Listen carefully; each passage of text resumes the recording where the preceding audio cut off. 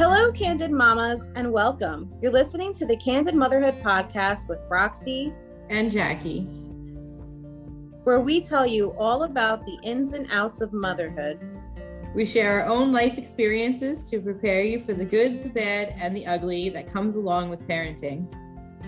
So grab your coffee, sit down, get comfy, and enjoy today's episode.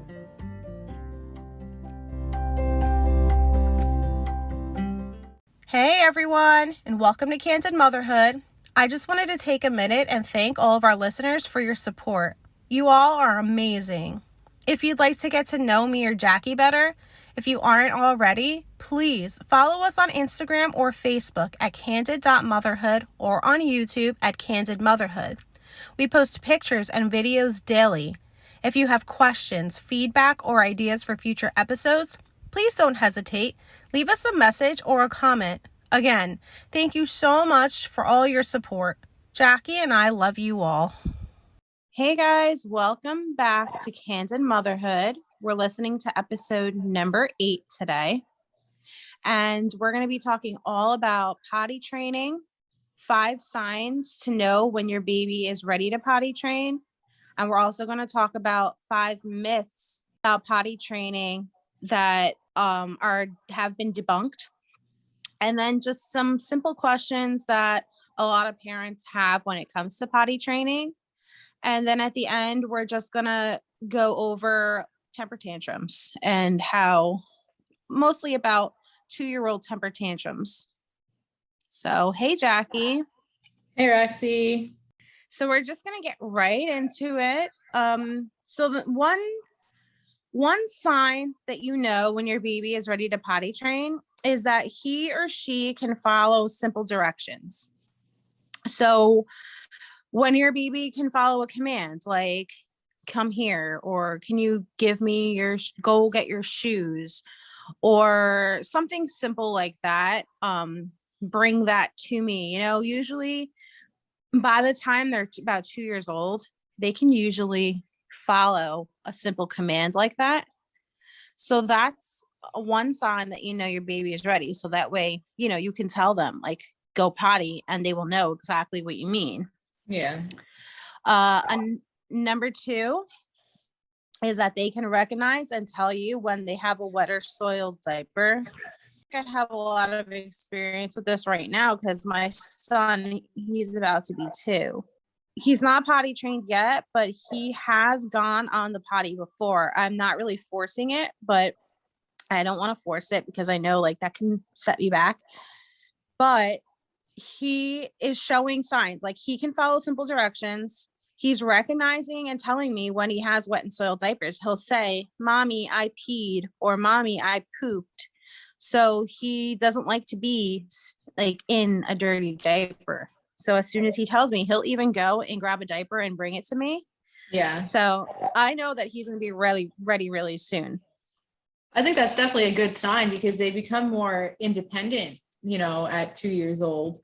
And if he's already bringing you diapers, telling you change me, then he knows what's going on. Pretty soon he'll be on that. Yep, definitely. So I am kind of like dreading the day, but also welcoming it because it's nice. He doesn't have to be in diapers anymore, but also he's like my last baby. I'm not having anymore. So that just means that he's growing up. So it's bittersweet.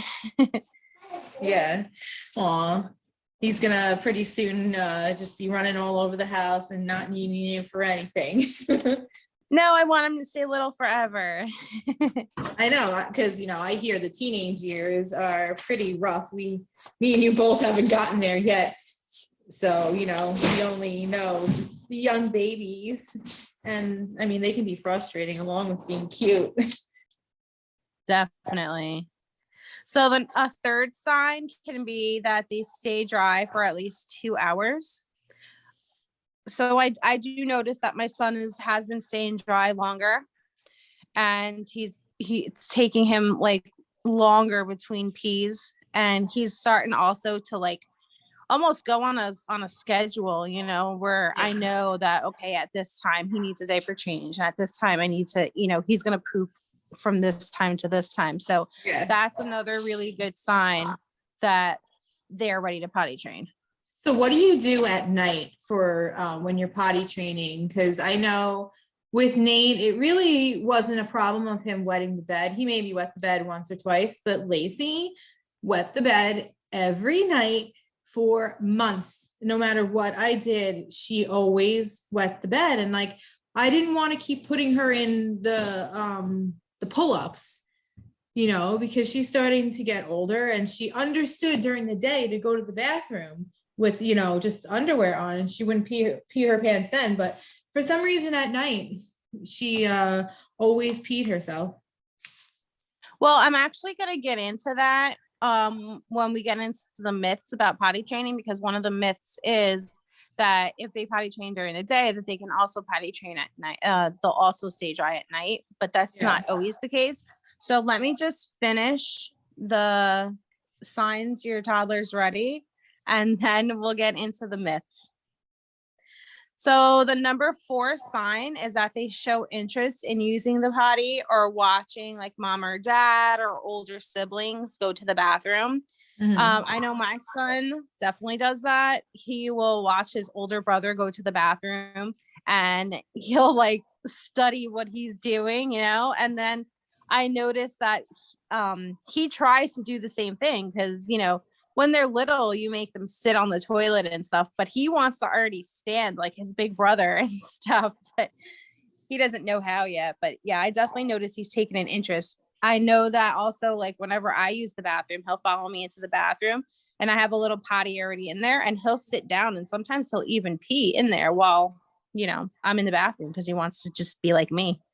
And the number 5 sign is that they actually tell you when they need to pee or poop even before they dirty a diaper. So if they can tell you that they need to go to the bathroom, then, you know, obviously they're ready to go. Yeah, I don't know about you too. You know, they say girls tend to potty train earlier than boys do, which in my case, that was definitely true. Nate was potty trained probably 3. Yeah, I'm going to say 3, because he went into pre-K at 3 and they had to be potty trained.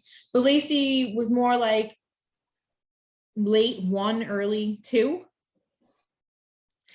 I do find that girls do potty train earlier, at least in my experience. So that brings me to our myths that boys are harder to train than girls. I don't think it's necessarily harder for them to train.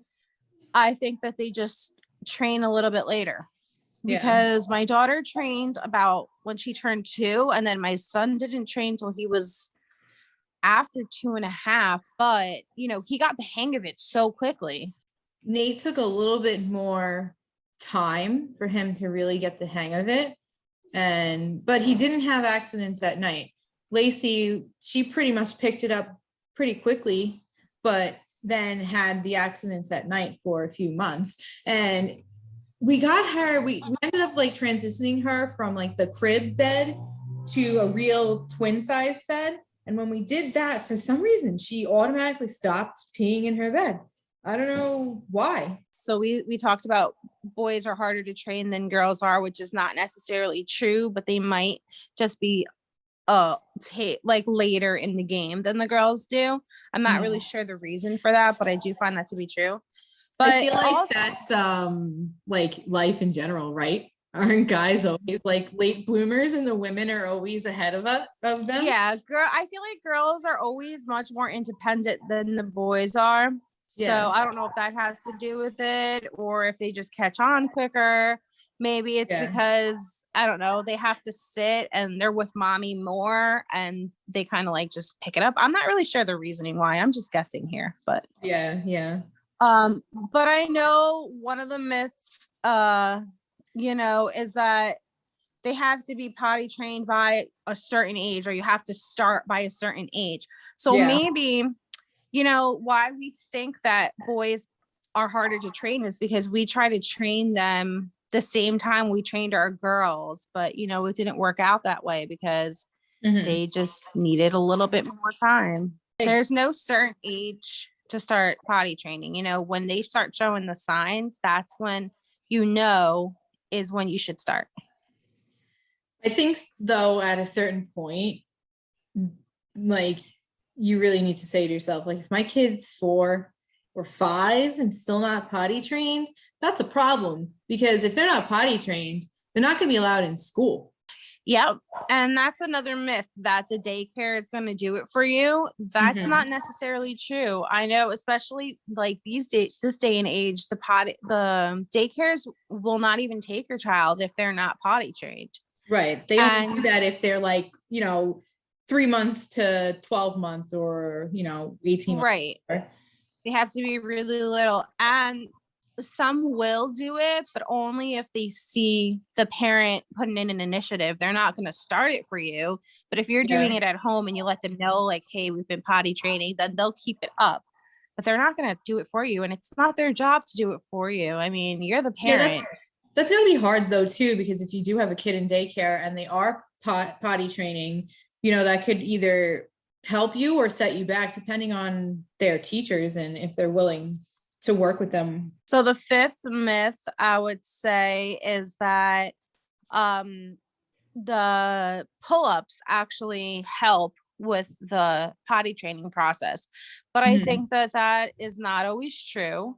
Yeah. Sometimes, like, even though it's a different process, pulling, them up and down rather than you actually like changing them and stuff, it still feels like they're wearing a diaper. So they're more willing or more likely to go in their diaper than they would if they were just wearing underwear and they could feel the wetness. Yeah, that's true. Because I feel like at a certain point, though, they do realize that they made a mistake going in their diaper, and they don't like it, and they tell you, and they want it fixed immediately.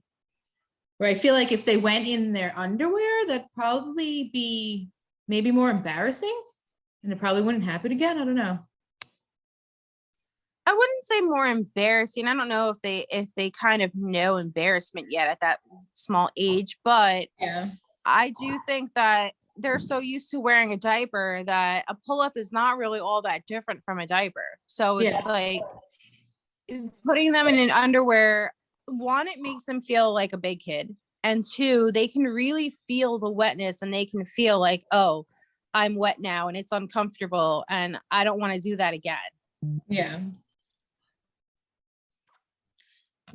So a couple questions that parents might have about potty training is, do you need any special gear? And I would say all you really need is just a toddler potty or one of those like inserts that goes over the toilet seat to make it a little smaller. Yes. I mean, my middle son, he learned right on the real toilet, and he's been going there ever since.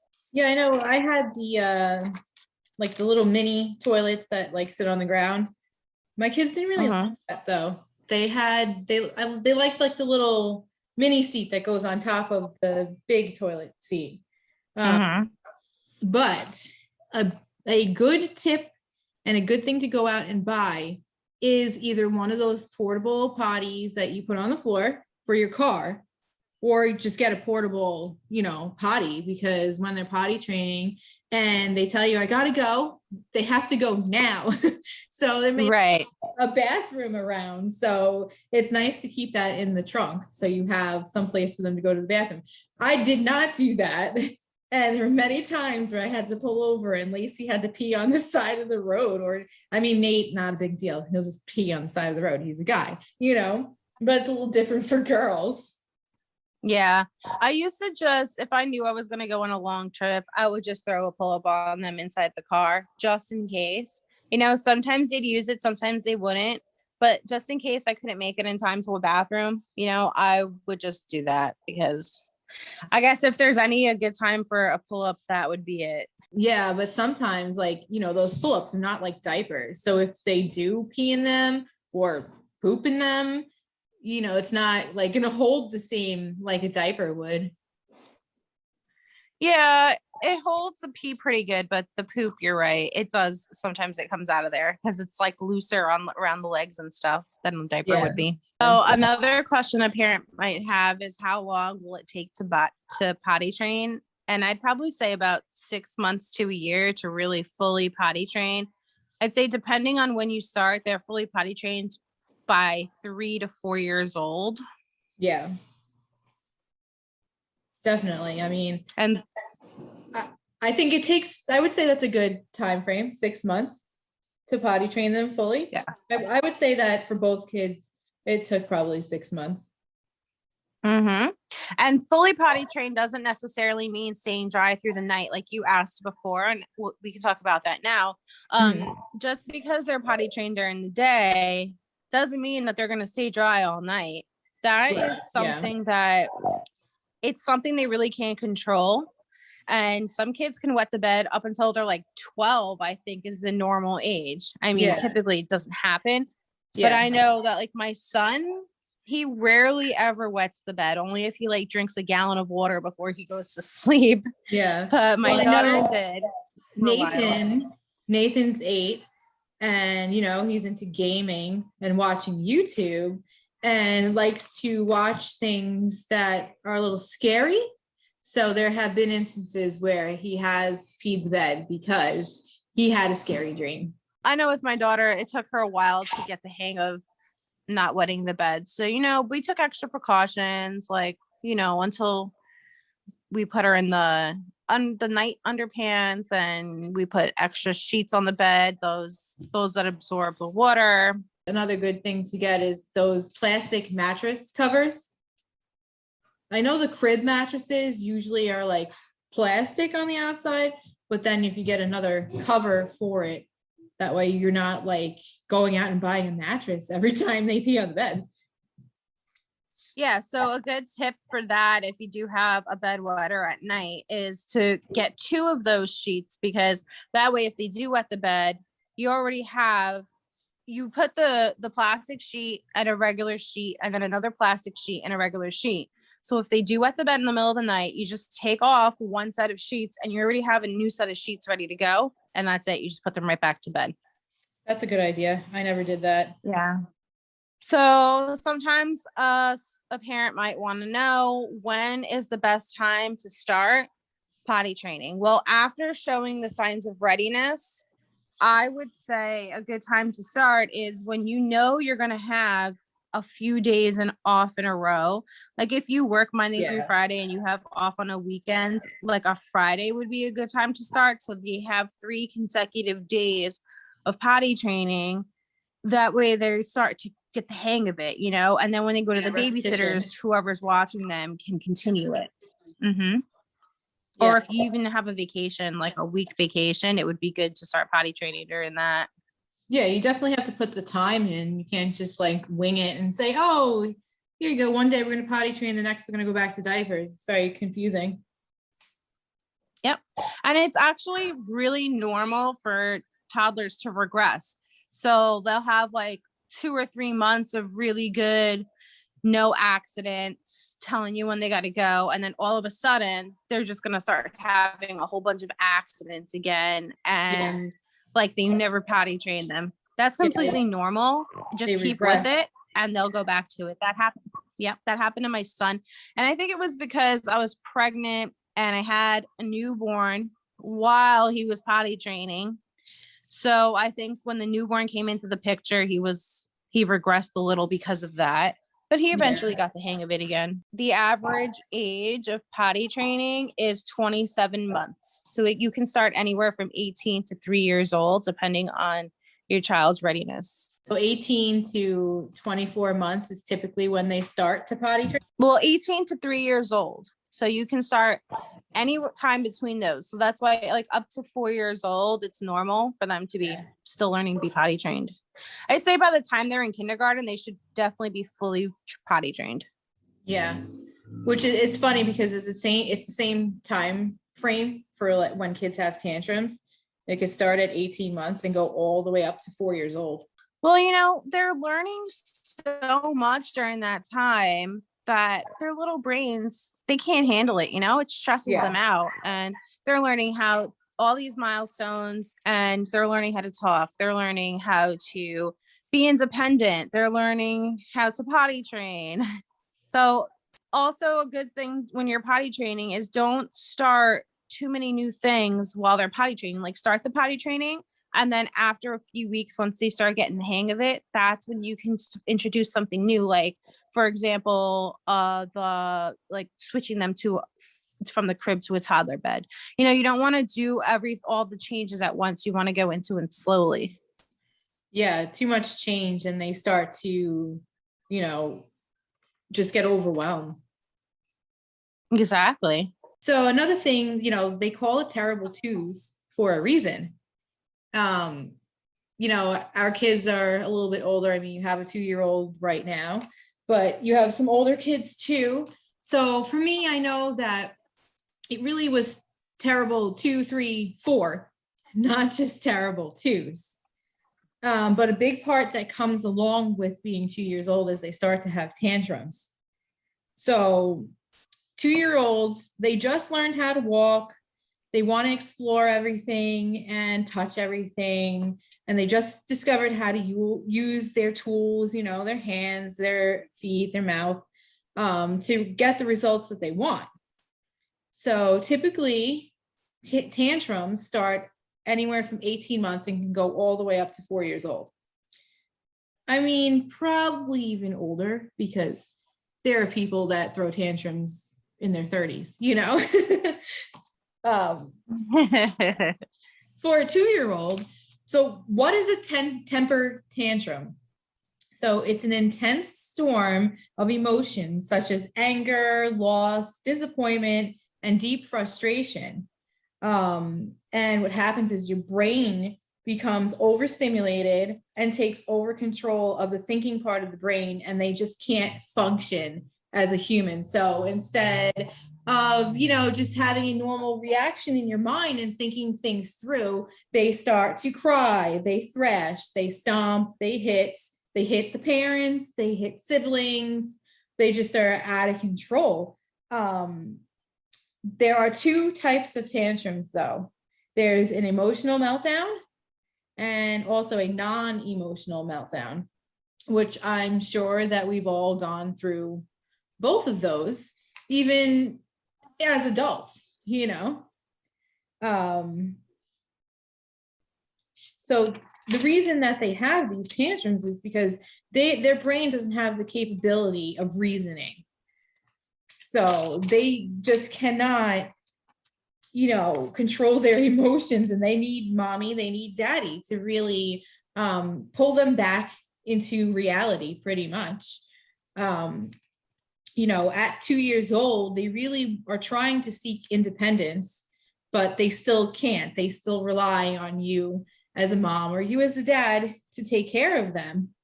Another tip, though, that could help you in the tantrum stage is to don't really pay attention to the bad behavior or the negative behavior. Don't say no, stop, and that's bad. If somebody did that to you, wouldn't you be pretty upset with every time you had a tantrum, they were like, stop doing that. No, that's bad. Instead of really finding out what the problem is and why they're having these tantrums. Like I said before, they can't control their emotions. They lack being able to express themselves.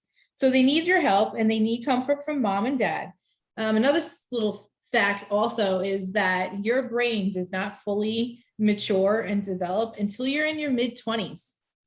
So you can continue to have these tantrums throughout life, and hopefully you have a good mother or a good father that's going to help you through them instead of, tearing you down for, not understanding why you can't have a cookie or why you can't go play or, just your overall emotions. I mean, I know with my kids, we'll get into your kids in a few minutes, Roxy, but with Nathan, he definitely had the terrible twos.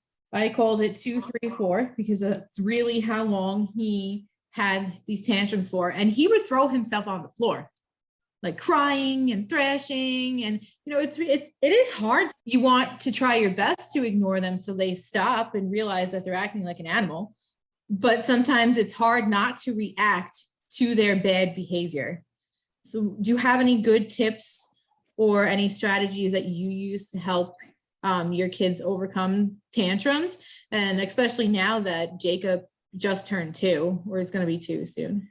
I do actually. So it is very, very hard not to react when they're throwing a tantrum. And, every day is not going to be the same. Some days I react and some days I handle it better than others. So, I mean, I'm only human.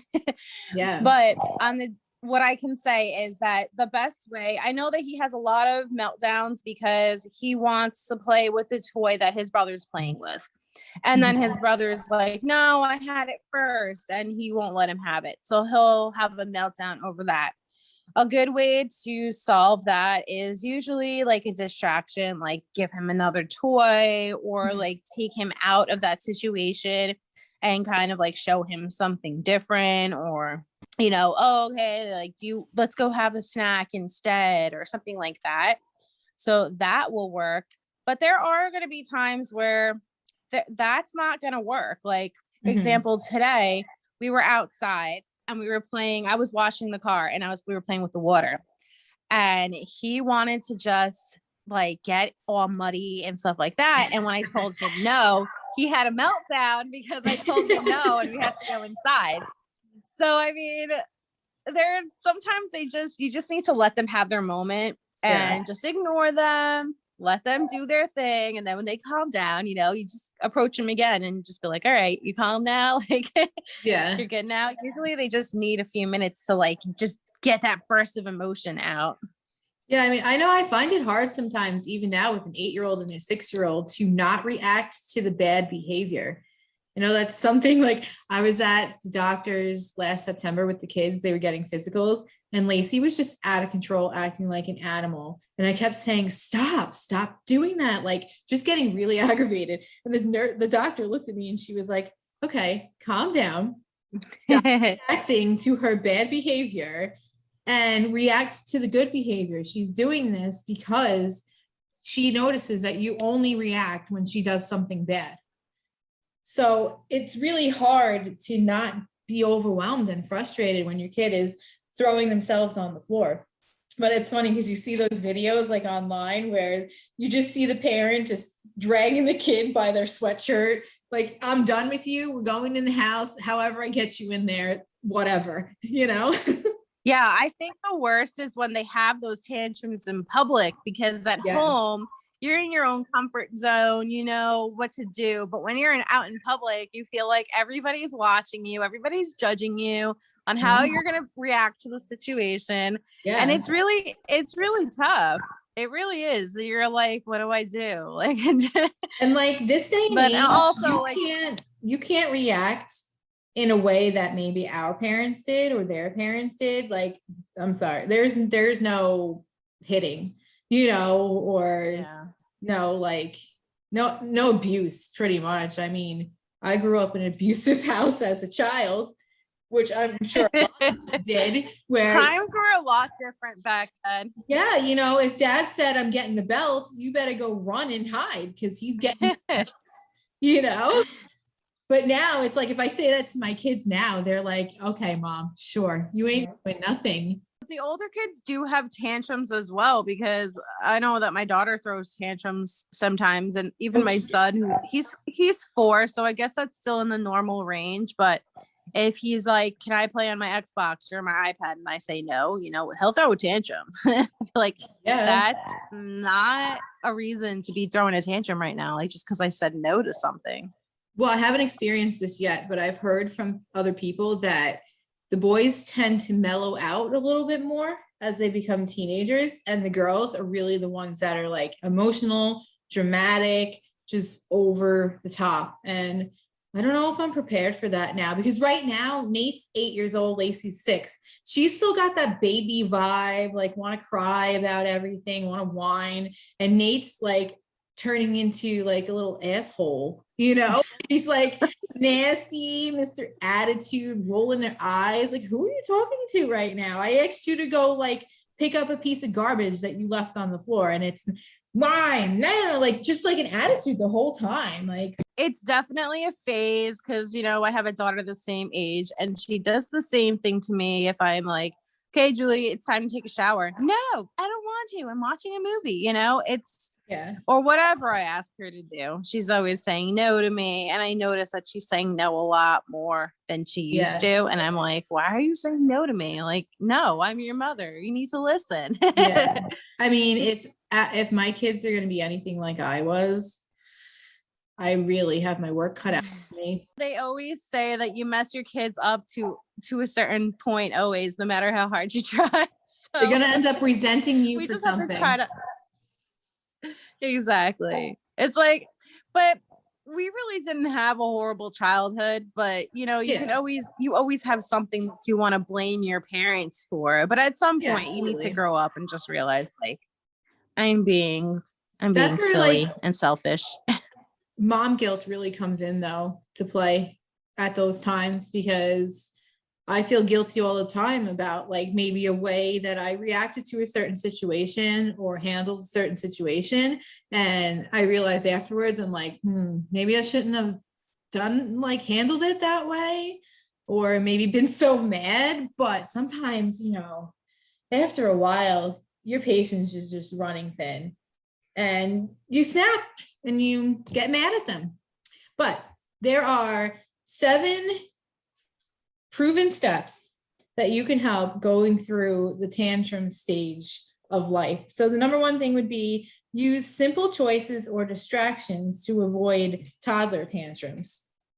So for example, like if a child doesn't want dinner, instead of forcing them to eat, which will bring on more emotions, the parent can ask to choose to eat the meat or the vegetables first. So a compromise over, rather than just saying, you have to eat right now, and if you don't, you're gonna be in trouble, or whatever.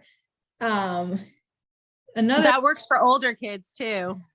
Yeah, definitely. I feel like compromise works better than like ultimatums, like forcefulness. Yeah. But I also think that as they get older, the compromising sometimes comes back to bite you in the butt, because then they start compromising with you. Right. Yeah, exactly. Because they're like little sponges and they just feed off of your behaviors too. And they never forget anything either. That is for sure. But another number 2 proven fact to combat tantrums is do not reason with them, because they cannot hear you. So once the tantrum has started, a toddler is flooded with emotions. The emotional brain has taken control, and you cannot reach their thinking brain and verbal functions. So when they have a meltdown and it's in full swing, try to reason with them. Asking about their feelings is a waste of time, because you may end up upsetting them instead, or arousing their emotions even more. So my favorite quote all the time is, I love Judge Judy, by the way. So anytime she has young people on, she's always like, turn on your listening ears. And it's just like, you know, when my kids were younger, I used to tell them all the time, do you know how I know that you're lying? Because your mouth is moving and you're not listening. So I feel like if they're going through that emotional stage, they're definitely not listening to you. Definitely not. All they have on their mind is the thing that they're upset about, and that's it. I know this. I can't really say so much about my 2-year-old yet, because he's still so little, but I know that definitely falls true for my 4-year-old. Because when he's having a meltdown and I'm trying to like be like, what's wrong? What are you upset about? Why? What do you think? He doesn't comprehend all that. He just yells louder and is like, I just want what I want. Yeah, even like now though, like the other day, Nate threw a tantrum for something so stupid. It's like, really? Like I think I told him to go get a fork, and he was like, oh, come on, and like had a meltdown. I'm like, okay, don't get the fork. Eat with your fingers. What do you want from me? Like, why do I have to go get your fork for your dinner? You're capable of walking over there and getting it yourself. That was the problem, really, is that he's too lazy to go get it, so he threw a hissy fit, you know? Yeah. Another way, though, to help with tantrums is to restore their emotional balance and learn to self-regulate. So, you know, show them love, give them hugs, hold their hand, give them a kiss, just something that's going to make them feel better. I know, validate their feelings. yeah, and hugging somebody or holding somebody can activate the calming system in your body, and it triggers a feel-good chemical, which is oxytocin, that can regulate emotions. So, I even as an adult, that can happen, if you're upset about you had a bad day or just anything. You had a fight with somebody. Yeah, you lost your job. Just a simple hug can really make the difference in somebody's emotional state of mind. Mm-hmm. Or at least just saying like, I know you're upset. I hear you. I understand why you're upset. Validating those feelings especially for a child is really good for their emotional well-being. Right. Another way, so number 4 would be to stay calm, be positive, but do not give in. Any parent can tell you that toddlers mimic what grown-ups do, which we all know. They're like our little parrots, little puppets. So that includes our control over our emotions. So if we're angry all the time, then that might come off on them, and that's why they're angry all the time. If you stay calm, you're teaching them how to face difficult and upsetting situations without losing control of your emotions.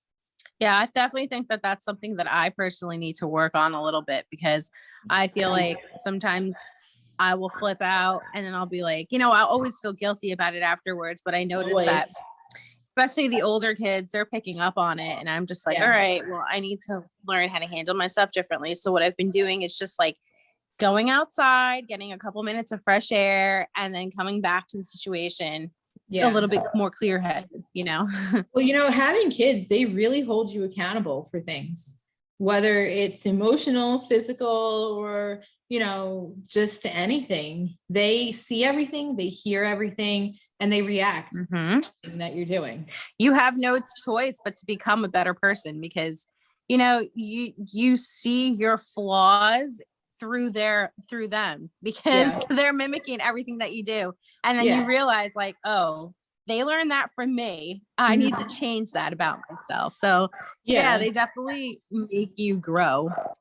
Yeah. And like, I hopefully for myself, just trying to break the cycle, of past, family issues or emotions. Yeah.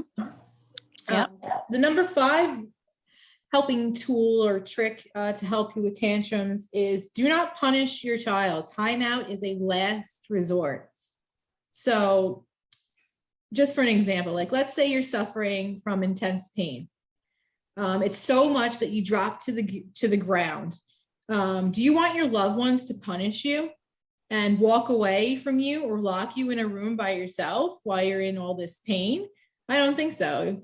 So sometimes temper tantrums may start as a means to get something the child wants, but if left undealt with, it can escalate into a strong emotion or a hormonal storm, which a young child is not equipped to cope with by themselves. So punishment or timeout or isolation will only add to the pain that they're feeling. So don't punish them for the emotions that they can't control. I know that when my kids were little, I have to get this book for Jacob now because the library's been closed, but I used to get this book from the library. Forgot what it was exactly the title was, but it was all about emotions, and every page showed a face with a different emotion on it.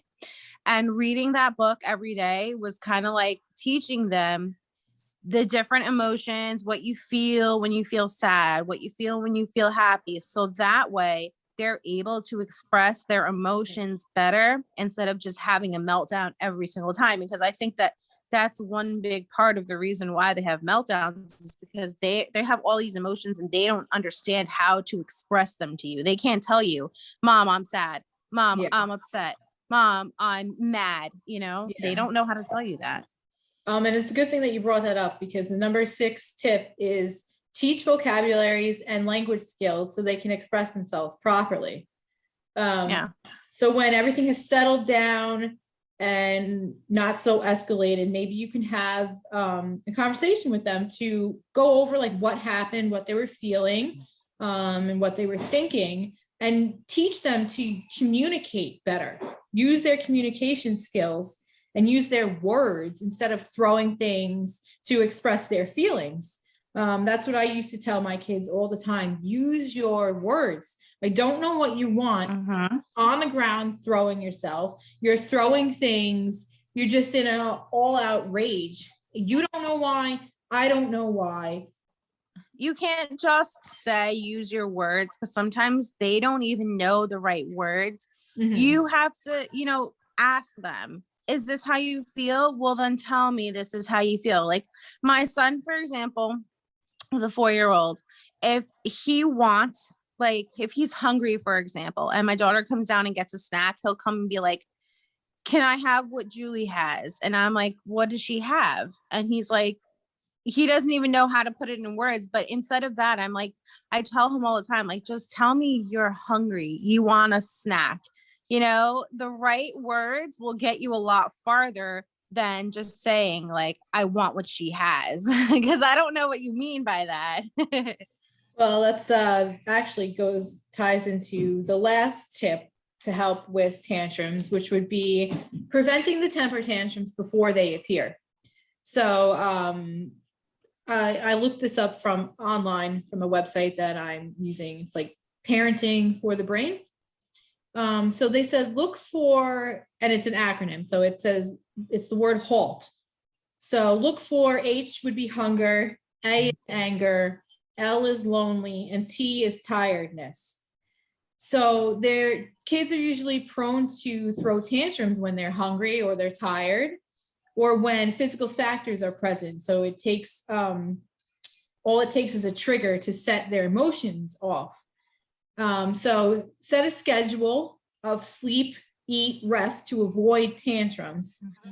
Being bored, stressed, angry, frustrated, or disappointed are also common tantrum triggers. So try to prevent these things from happening by keeping your kid on that routine of sleeping, eating, resting. So that way they're not just lashing out because they're hungry or they're tired or they just want to be with you, or they're angry. I don't know.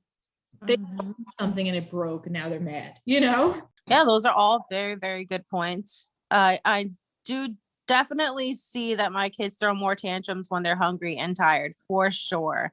Like around bedtime, it's tantrum after tantrum after tantrum. That's probably a sign that they should already be in bed because they're overtired. So there's also non-emotional tantrums, which they call them little Nero temper tantrums. So basically what it is when they want something and they won't stop screaming or kicking until they get it. So when a child is in this power struggle mode, he's not flooded with hormones and intense emotions. Instead, what this type of tantrum, most parents know they can't give in, or they would want to be teaching their little one to use tantrums to get whatever they want. So we don't want that as a parent. You don't want them to start throwing tantrums because they want a cookie or they want this or they want this. And then you eventually give in because you're so frustrated with them just crying and kicking and screaming everywhere. So you got to keep your ground and don't give in to those non-emotional temper tantrums. Right. It's like when you go to the store and they want a toy and you tell them no, and they keep asking you 100 million times and you go like, no, even when they throw the temper tantrum, you have to say, sorry, but no, I know you want this toy. I know it upsets you that I say no, but you have enough toys and we don't need this one. We didn't come here to buy toys today. Yeah. And I know like a lot of advice is to ignore the child when they're having a temper tantrum. But in this particular situation, for a non-emotional one, you don't want to ignore them because, how would you feel if somebody was ignoring you while you were having this problem? I would be more upset. Nobody's paying attention to me now. Like, what do I need to do to get this attention? So that I think would lead to more problems in the sense of them acting out more if you're going to ignore them. I also think that comes with older children as well, because they start to understand, like, especially if one parent is always the one giving in and the other one isn't, they're going to go to the one parent that they know is going to give in, like daddy's always going to buy me a toy when I go to the store. So when I go with daddy, I'm just going to ask him for a toy. But then when they go to the store with me, I'm like, nope, sorry. Like, I'm not daddy. I'm not going to say yes to this. Every time we go to the store, you're not going to get something. That's actually something that my daughter started learning at a really young age. Like even before we had her brothers, it was just her, and we would spoil her sometimes. And I had to stop doing that because I realized that that's going to cause a lot of problems later on. Yeah, definitely. So I have a little fun fact real quick. So there was a study conducted by the University of Wisconsin on 1,219 families. And they showed that 87% of children at age 18 to 24 months had displayed temper tantrums. And at 30 to 36 months, 91% of them did. And then, wow. And then it actually decreased pretty dramatically to 59% at the ages of 42 to 48 months. So all you Candid mamas out there, you are not alone. Your child is not bad, and you are not a bad parent. I definitely need to hear that because I am right in that age range. I have a 2-year-old and a 4-year-old. So we have a lot of tantrums going on here at the house. Well, you are not alone because the majority of kids, like 91% of babies aged 24 to 36 months have temper tantrums. So I just think it's a part of the child growing up, and it's their way to really express themselves and learn the new emotions and the new skills that they have in life. I was going to ask, why do you think that it drastically decreases after that age? So at 4 years old, I mean, I would like to say that your brain is maybe a little bit more developed, and you can really control your emotions better and rationalize better. I think you have better thinking as a 4-year-old. I also feel like at 4 years old, they're most likely going into pre-K or kindergarten. And I feel like that school structure really helps them to deal with their emotions and their behavior. Yeah, I also think that they start, like you said before, they start understanding their emotions a little better. They can express themselves a little better. And I also think they start learning what they can and can't get away with. Right. Like if you use the same set of rules all the time, they know that, okay, like if I ask for a snack before dinner, mommy's going to say no because she's always said no. Right. So they don't have to throw a tantrum because they already know the outcome. Most terrible 2 tantrums end around the age of 4. As they've developed their emotional regulating skills. But unfortunately, not all kids do that. Even adults have tantrum or explosive episodes if they didn't learn coping skills when they were a kid. So I really think it's pretty important on how you react to these temper tantrums, but also listening to your child and trying to figure out, is this an emotional temper tantrum or is this a non-emotional temper tantrum? And how do I handle this to make my child better at handling their emotions, and trying to be a better parent? Yeah, I definitely learned a lot during this lesson, even myself. You had a lot of good tips because I feel like sometimes I struggle with the temper tantrums because it's like it's really tolling on your brain. Like you're hearing all this screaming, and sometimes even as an adult, like how do I process all this? Exactly. I was going to say that too. It's not just the kid having the tantrum. It could be you and your reaction to it, and being overworked and overwhelmed as a mother and dealing with your child all day long. Because sometimes the tantrums can last all day and you can just really be at your wit's end. But it's really important to try to keep a positive outlook on these things so they can really learn from their emotions and learn how to deal with what they're feeling. I completely agree with that 100%. So Candid Mamas, if you have any feedback for this episode or if you have any questions, we will start answering your questions during our next episodes. And make sure you go to Instagram at candid.motherhood and also Facebook.